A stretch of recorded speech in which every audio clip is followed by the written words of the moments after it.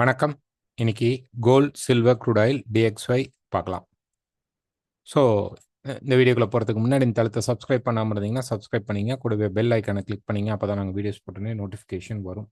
So இன்றைக்கி பார்த்தீங்க அப்படின்னா நமக்கு ஈவினிங் 7 o'clock இன்னும் ஒரு 1 hourல பார்த்தீங்க அப்படின்னா நமக்கு வந்து ரீட்டைல் சேல்ஸ் அப்படிங்கிறது இருக்குது. ஸோ இந்த ரீட்டைல் சேல்ஸ்க்கு மார்க்கெட்டில் பாசிட்டிவோ நெகட்டிவோ எது வந்தாலும் டாலர் இண்டெக்ஸ் கீழே இறங்குறதுக்கான பாசிபிலிட்டிஸ் தான் அதிகமாக இருக்கும்.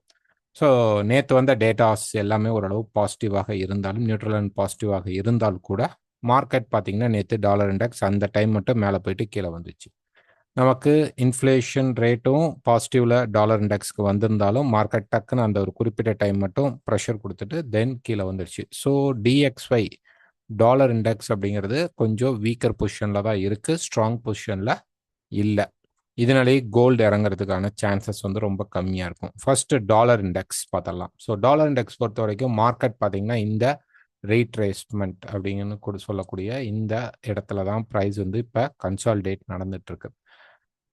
இந்த மார்க்கெட் பார்த்தீங்கன்னா இந்த டிமாண்ட் லெவலை தொட்டதுக்கு நமக்கு புஷ் கொடுத்துருச்சு. ஸோ திருப்பி இந்த டிமாண்ட் லெவல் வேலை செய்யுமா அப்படின்னா செய்யலாம். பட் திருப்பி என்ன நடக்கும் அப்படின்னு பார்த்தீங்கன்னா மார்க்கெட்டுடைய சென்டிமெண்ட்ஸ் அப்படிங்கிறது கீழே வந்தாலும் திருப்பி கொஞ்சம் மேலே போயிட்டு இப்படி மெதுவாக தான் இறக்குவாங்க. ஒரே டைமில் டாலர் இண்டெக்ஸ் அவ்வளோ ஃபாஸ்ட்டாக கீழே இறக்க மாட்டாங்க. ஏன் அப்படின்னா ட்ரம்ப் வந்து இன்னும் ஒன் மந்த் தான் ஆக போகுது, கம்ப்ளீட் ஆக போகுது. ஸோ தட் அதுக்குள்ள மார்க்கெட்டுடைய வீக்னஸை காட்ட மாட்டாங்க. ஸோ அதனால டாலர்ஸ் உடைய ஸ்ட்ரென்த் வந்து கிட்டத்தட்ட ஸ்ட்ராங்காக இருக்காது, பட் மெயின்டைன் ஆகும். ஒரே இடத்துல சமமாக மார்க்கெட் இருக்கிறதுக்கு சான்சஸ் வந்து அதிகமாக இருக்கும். ஸோ இப்போ ப்ரைஸ் வந்து கீழே வந்துட்டு இருக்கிறோம். இன்னைக்கு மார்க்கெட்டில் ரீட்டைல் சேல்ஸில் டக்குன்னு ஒரு ஸ்பைக் வந்தால் கூட மார்க்கெட் அதுக்கப்புறம் கீழே புஷ் பண்ணுறதுக்கு தான் வாய்ப்பு இருக்குது. இல்லை மேலே போனாலும் ரெசிஸ்டன்ஸ் எடுத்து திருப்பி நெக்ஸ்ட் வீக்கில் நமக்கு கீழே இறங்குறதுக்கு தான் வரும். ஸோ நம்ம வீக்லி ஃபோர்காஸ்ட்டில் அதை பற்றி கொஞ்சம் டீட்டெயிலாக டிஸ்கஸ் பண்ணுவோம் இந்த வீக் முடியும் போது. Next oil. ஸோ ஆயில் பொறுத்த வரைக்கும் பார்த்தீங்கன்னா இந்த இடத்துல ப்ரைஸ் இப்போ பை சான்ஸ் எடுத்துகிட்டு இருக்கு. நமக்கு கொஞ்சம் ப்ரைஸ் மேலே போகும்போது இங்கே ஒரு ரெசிஸ்டன்ஸ் ஃபேஸ் கிடைக்கும். பட் இது ஃபெயில் ஆகி திருப்பி பிரேக் ஆகும். ஸோ அப்போ ஆக மொத்தம் ப்ரைஸ் வந்து பார்த்தீங்க அப்படின்னா ஸ்ட்ரைட் ஃபார்வர்டாக மேலே புஷ் பண்ணாது.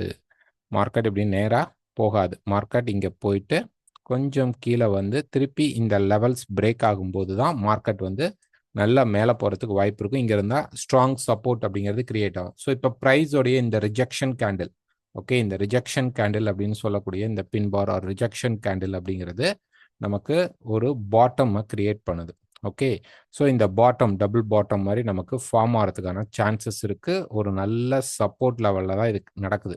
அதனால இங்கே எடுக்கக்கூடிய சப்போர்ட்டுக்கு மார்க்கெட் மேலே புஷ் பண்ணுறதுக்கான பவர்ஸ் வந்து அதிகமாக இருக்கும். ஸோ ஆயிலில் நம்ம முடிந்த அளவு பை செட்டப்ஸ்குள்ளே தான் இருக்கணும். செல் செட்டப்ஸை கொஞ்சம் ஒமிட் பண்ணலாம். ஏன்னா மார்க்கெட்டில் நடந்த இந்த பர்டிகுலர் ட்ராப்புக்கு ஆக்சுவலாக இந்த ரைஸ்க்கான கரெக்ஷன் தான் இது. ஒருவேளை இந்த ட்ராப் கண்டினியூ ஆகுது அப்படின்னு நம்ம வச்சுக்கிட்டா கூட இந்த ட்ராப்புக்கான ஒரு கரெக்ஷன் வேவ் வந்துட்டு திருப்பி மார்க்கெட் கீழே வரும். அதனால எப்படி பார்த்தாலும் நமக்கு அப்சைட் புஷ் பண்ணும். இந்த இடத்துல டபுள் பாட்டம் கிடைக்கும் போது திருப்பி இந்த மார்க்கெட் உடனே இந்த சப்போர்ட்டை பிரேக் பண்ணாது. ஸோ ப்ரைஸ் வந்து அப்சைட் மூவ் ஆகிறதுக்கான சான்சஸ் வந்து ரொம்ப அதிகமாக இருக்கும். Next silver. ஸோ சில்வரில் பார்த்தீங்கன்னா நல்ல ஒரு ப்ரெஷர் இப்போ கிரியேட் ஆகிருக்கு. சில்வர் டிமாண்ட் நல்லா கிரியேட் பண்ணியிருக்காங்க. ஸோ சில்வர் பொறுத்த வரைக்கும் அப்சைடில் தான் இப்போதைக்கு மார்க்கெட் போகும்.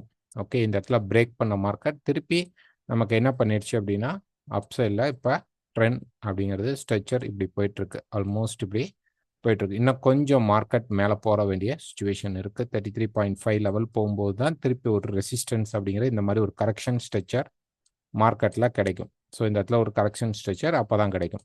ஸோ அப்போ இன்னைக்கு இன்னும் கூட மார்க்கெட் வந்து கொஞ்சம் கீழே வர மாதிரி தெரிஞ்சாலும் திருப்பி அப்சைட் புஷ் பண்ணுறதுக்கான சான்சஸ் தான் அதிகமாக இருக்கும் சில்வரில்.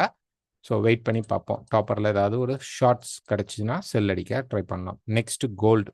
ஸோ கோல்டு பார்த்தீங்க அப்படின்னா இப்போ ப்ரைஸ் வந்து டாப் லைஃப் டைம் ஹைக்கு பக்கத்தில் இருக்குது. கிட்டத்தட்ட இது 950 பிரேக் பண்ணுமா? எஸ், பிரேக் பண்ணுறதுக்கான சான்சஸ் வந்து ரொம்ப அதிகமாக தான் இருக்கும். அப்சைட் தான் பிரேக் பண்ண வாய்ப்பு இருக்கும். ஸோ ஒரு டேலோடைய ட்ரெண்ட் அப்படிங்கிறது ஸ்ட்ராங்கான ட்ரெண்டிங் போயிட்டுருக்கு.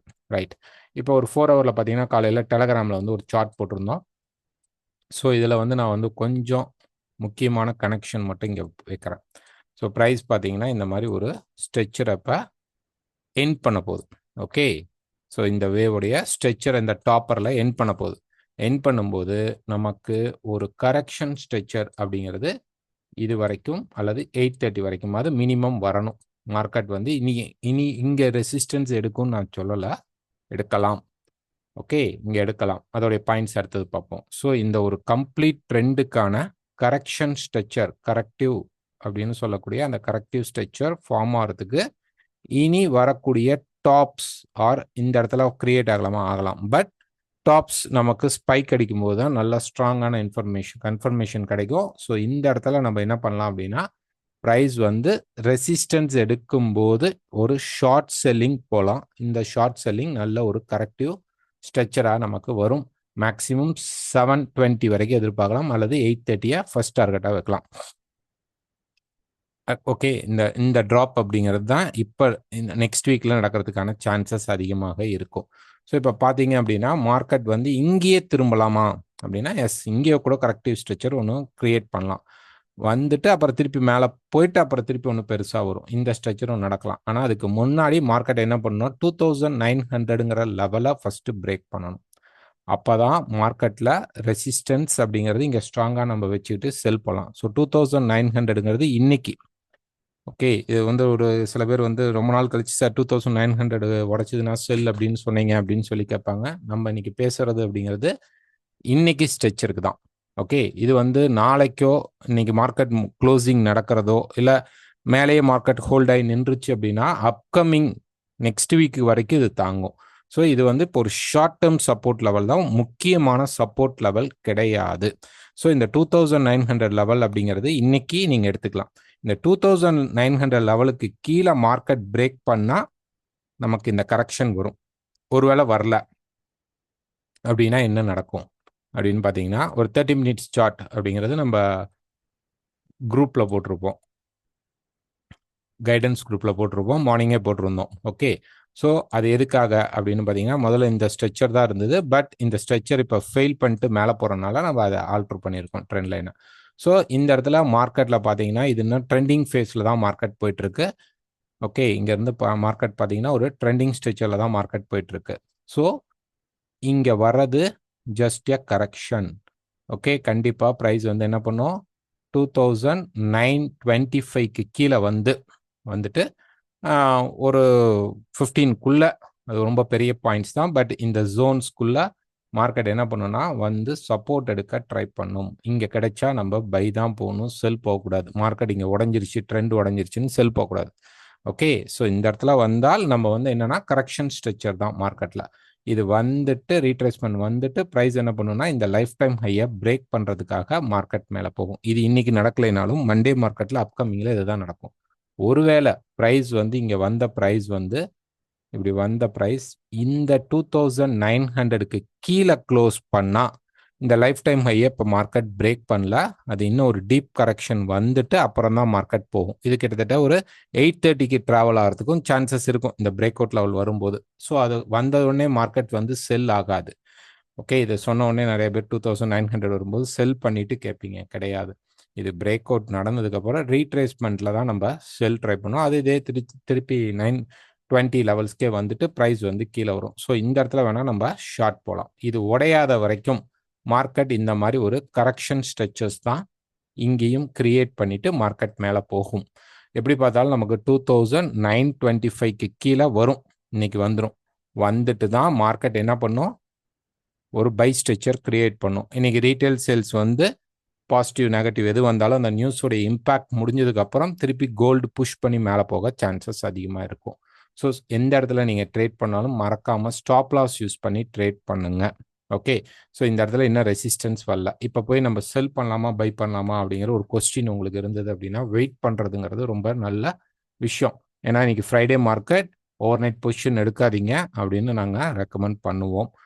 இன்னொரு பக்கம் வந்து நமக்கு சில எக்கனாமிக்காக நியூஸஸ் வந்து வார் ரிலேட்டட் நியூஸஸ் வந்து திருப்பி ரீஸ்டார்டிங் ப்ராசஸும் நடக்கிற மாதிரி ஒரு தகவல் வருது. பட் அது எந்த அளவு கரெக்டாக இருக்கும் அப்படிங்கிறது நமக்கு தெரியாது, அதை அட்டாக் பண்ணுறவங்களுக்கு மட்டும்தான் தெரியும். ஸோ நம்ம ட்ரேடில் ஓவர் நைட் பொசிஷன் ரிஸ்க் இப்போ எடுக்காதீங்க.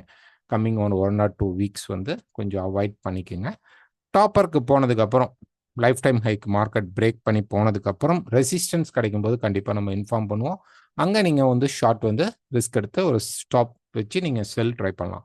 இப்போ செல் போக வேண்டாம், இங்கேருந்து ஒரு 10 பாயிண்ட் போவோம் அப்படின்னு இருக்க வேணாம். 25 பிரேக் பண்ணும் பொழுது, ஏன்னா இன்னைக்கு நியூஸ் அப்போ கொஞ்சம் ஃபாஸ்ட்டாக அப்ஸ் அண்ட் டவுன்ஸ் அடித்தா கூட ஒரு ஹாஃப் அன் ஹவருக்கு அப்புறம் மார்க்கெட் செட்டில் டவுன் ஆகிடும். அதுக்கப்புறம் பை சான்சஸ் கிடைக்க சான்சஸ் இருக்கும். ஓகே, நான் நெக்ஸ்ட் வீக்லி ஃபோர்காஸ்ட்டில் உங்களை நான் மீட் பண்ணுறேன். தேங்க்யூ.